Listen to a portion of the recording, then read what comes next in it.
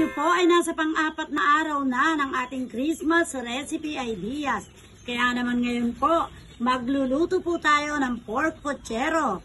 Post nyo na lang po ang mga sangkap upang makita nyo po ito ng maayos. Hiwain po natin ang pino ang bawang, ganun din po ang sibuyas, pinuhin din po natin at isunod po natin ang beans. Tanggalin po natin ang bawat dulo nito at isunod po natin ang carrots. Hiwain din po natin ang repolyo ng malalaki at pagkatapos po ay balatan natin at hiwain din ang saging at isunod natin ang kamatis. Putulin natin ang dulo ng petsay at hiwain na natin ang ating chorizo. Dahil nahiwa na po natin ang lahat ng sangkap ay prituhin na natin ang carrots, saging at ang ating pork. At pag naprito na po natin lahat ang pork ay ahunin natin pag ito ay luto na. Umpisahan na po natin ang paggigisa sa bawang, sibuyas, halu-haluin po natin at isunod natin ang kamatis.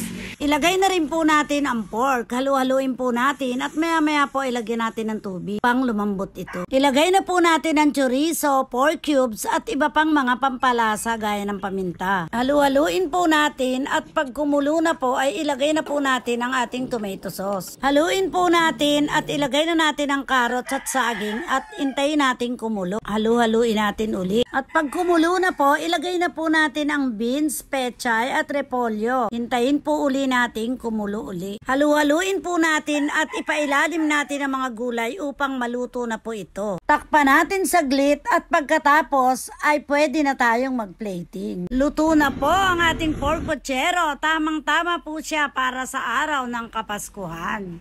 May gulay pa rin tayo kahit Pasko. Ito po ay malinamnam at salsa pa lang ulam na. Tara, kain na po tayo ng pork pochero. Thank you for watching.